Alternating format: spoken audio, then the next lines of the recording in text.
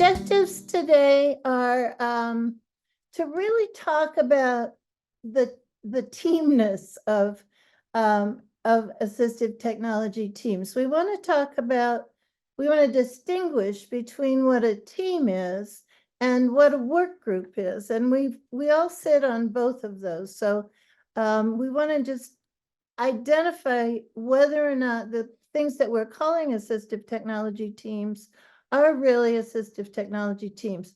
We also want to identify some of the different models that AT teams take and the strengths of each model, because we really believe there is not one right way to do things, but there are many ways to do it well. Is that a cue? I'm going to hold this up. I didn't mean it to be a cue, but it could be. It turned out to be. We sent you a handout that Kathy's going to make available on your chat. And it's a book that Marcy Kaplan and Denise DeCoste and I wrote several years ago, looking at teams and encapsulating some information from a study that we did across the country. And it still stands up today with the kinds of things that we all struggle with when we work on teams. So you have that handout.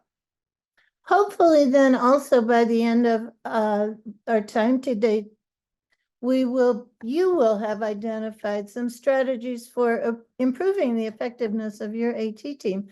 And in order to do that, we're going to break down team effectiveness into some of its components and talk a little bit about that.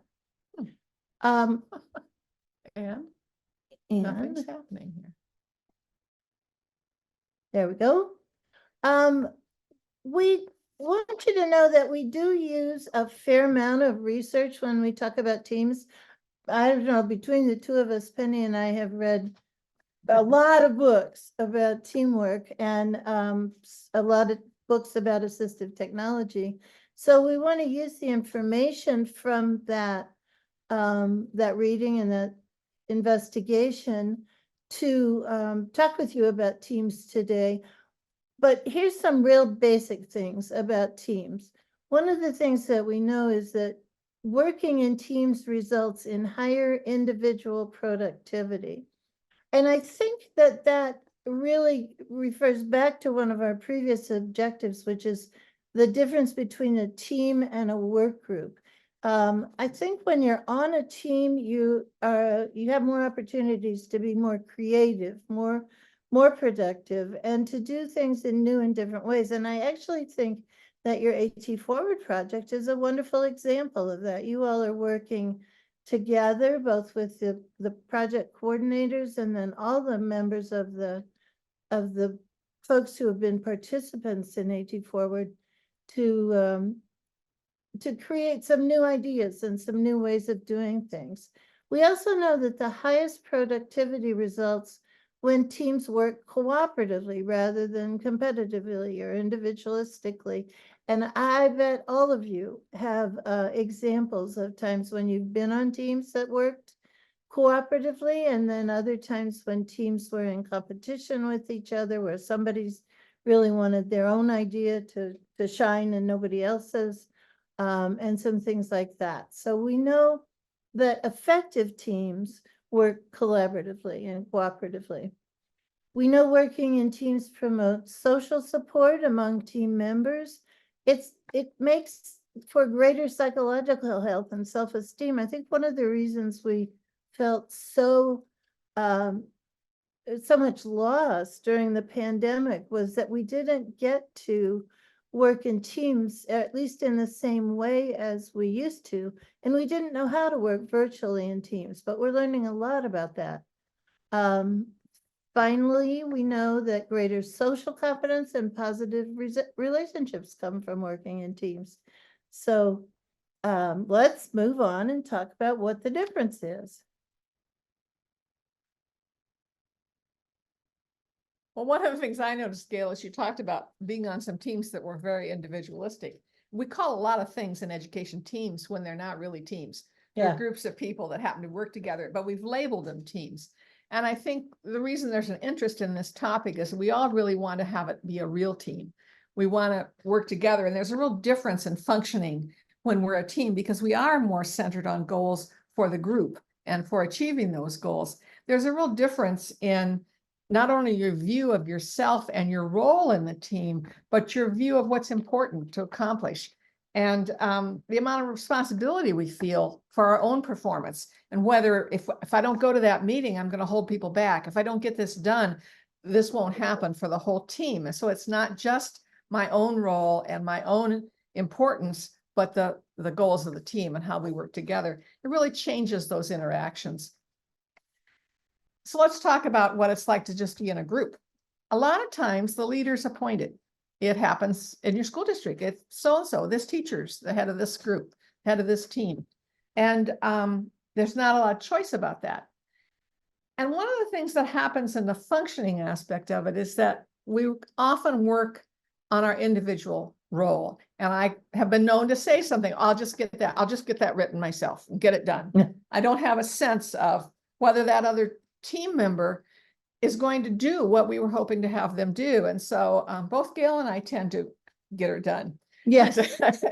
We make a good team because we always can count on the other person to do what they say they will do. And that's been a delight for our 46 years of working together. It's been that long. Really? Oh my God, you did the math. I did. You know, as a group, that's fine. If it gets done, it gets done. But as a team, that's not so fine, because we really do need that trust and that feeling that everyone will carry their own load and that together we'll achieve something. You know, in meetings, when it's just a group, members discuss and decide, and they may delegate. And decisions probably are not made by consensus. Somebody just says, okay, you do that, Mary, and you do that, Sue, and we're done for the day. Let's get out of here. But teams are different. And teams, one of the most important things is that there's some way of sharing the leadership, whether that's running the meeting or whether it's someone's taking care of looking at the timing while someone else is leading a discussion and someone else is taking minutes or making notes, so that there's a feeling of sharing. And when someone can't be there or can't do what they normally do, someone else will easily say, oh, I'll take care of that, because you feel that responsibility to the group, to the team members. One of the things that's interesting is to just think about your own self-talk and the talk of the group. Do we say we or do we say I? So when I'm thinking about that work that needs to be done, how do I think of it? What do I say to myself about it? In groups that are really teams, we really celebrate as a team and for our team efforts and how much everybody contributed, rather than that so-and-so did a certain report or someone else completed a certain assessment of a child, but rather that we did it together. And membership is really ongoing. We feel it when someone leaves our team, because we have to reestablish new team norms. We have to figure out how we're going to act with the new person that's going to take that place, or if we're going to get along without the person that was here. But I think the most critical piece is this one, and is that when you're a team, you work on the maintenance of that team. A good functioning team is just like any other good relationship. You have to take time to work on it, whether that's with your spouse or your kids or your neighbor or the teacher in the classroom next door. If you want a team to work together well, you have to take some time to talk about how we work together, what works well, what doesn't, what do we need to change. And in meetings, we really need to all participate and to discuss and decide how we're doing things together. Not just, okay, that's your assignment, goodbye. But what are we doing together? What piece am I contributing, and how does that affect everybody else? You know, Penny, that's the hardest thing for me. I am way too task focused. And one of the things that a lot of really smart people have helped me understand over time is that the team has, if we're really going to be a team, we have to move together. Yeah. So the fact that I want to get this memo sent out today, when other people are saying, I don't even know what it should say, is a problem for me. I need to, I've tried to learn to step back and invite people to make sure that everybody on the team is moving with me as we move forward. And part of that is that if you make your decisions by consensus, there's an opportunity for people to say, wait, I'm not ready. Right. Or, I don't understand. Right. Whereas when we just say, oh, okay, well, we're going to do that. We didn't really ask. We're just going to do it. Then people like you get left with deciding I'll just do it myself. Yeah, really. Let's see. No, Turn the arrow again. Whoop.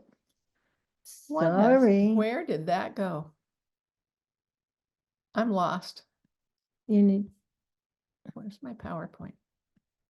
There. There we go. try the arrow. I don't think it's working. Oh, it is working. Why was it working now? Yeah. I need a computer lesson, everybody. And my friend that can help me. Even though No worries. I use a Mac and she uses a PC, she's still better on my Mac than I am. It's all good. We see the slide deck again. That's really Thank good. you. So a group becomes a team when they have a shared purpose and goals, and we'll be talking about that throughout this hour as we work together. The other thing is that we feel a mutual accountability, not that I hold you responsible, but that I feel responsible to you and you feel responsible to me, and that we value the outcome of the team. I think groups can evolve into teams, Yeah, but it takes the work of those group members, those team members. So some things to remember if you're starting a team or if you're concerned about how your team functions is try to keep it small because teams work better. We can have a whole group of people, but it gets harder to communicate. It gets harder to manage and for everyone to feel included and to read how everyone's participating. I think the bigger the group, the harder it is to read each other and to know what's working. And again, I would look at our self-talk and our group talk. And when we're reflecting on a meeting that was a team meeting the next day or the next couple of days, what do we say? How do we say it? Is it they did that, they did that, or we did that? And I think or I did that. or I did that. We can analyze what's going on by looking at those kinds of things. And, getting to pick team members. Now I know sometimes I said earlier, we're assigned to teams sometimes. We're told we're a team. So maybe we can't select our team members, but we can work together to make sure everyone gets used as well as possible and feels like they have something to contribute. And of course, working together to obtain resources, the team will need to function. And I think time is the biggest resource that we need in schools. It's what's really hard to come by, finding that time to meet together. And that's going to lead us to talk a little bit about administrative support in a few minutes. If you want to develop your team, I think the first thing is to talk about your mission. And Gail's going to take us in a few minutes in that direction of looking at how we do that and what does that mean. If we define our mission clearly, do we all agree? Because if we don't, then our team won't work well together. We need to look at that then and develop some specific goals, and below that, maybe some measurable tasks to see how we move towards that mission. We have to have some fairly frequent and regular meetings. And I know that can be hard, again, because of that time issue, but that it's critical during those meetings to work out what's going to happen next. And I think it's important to pay particular attention to first meetings, because that's when we set the norms for how we're going to function. Is it okay to arrive 10 minutes late? Does the leader of that day start on time? Is it okay to just skip it? What do we do? What's acceptable? What isn't acceptable? Does someone talk a lot out of turn? Is that acceptable? How do we handle it? We have to have some rules of conduct. We have to know what we're going to do. One of the things I love is this diagram, and we've used this for many years, but in education, we tend to get focused on achieving the task. We tend to be very task-oriented, task-focused people in education. We're going to get through those lesson plans, and we're going to get those kids reading, and we're going to get those kids going. And it'll be done by Friday. That's right. And we often focus on developing individual skills when we look at the micro-credentialing and figuring out what I might want to study and what you might want to study and how that would work together, or going to Closing the Gap together or some state conference.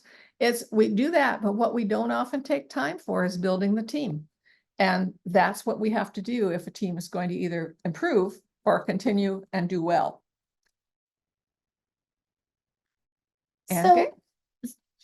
So I'm hoping that by now, some of the ideas that we've shared and some of the things we've talked about, or that Penny's talked about, have got you thinking about a particular team that you're a member of.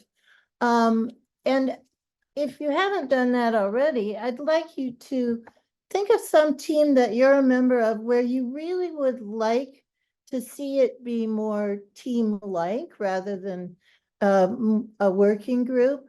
And where you have where you would like to have a specific direction for your team. One of the things I will say is that we have a lot of teams in education, and a lot of them really are not always functioning as teams. We go to a lot of IEP team meetings, but that may be the only time that group of people gets together in a particular year. There are safety committee meetings at the agency where I worked most recently, and they're not really a team. They just, do surveys of the building and find out the safety things. So I want you to think about a particular team that you work with, and I want you to think about what is the purpose of your team. And then the more important questions, I think, do all the members share the same vision and purpose? And do all the members want to be on the team? Those are two really important questions that will affect the way you proceed as you build teamwork and build a cohesive work team.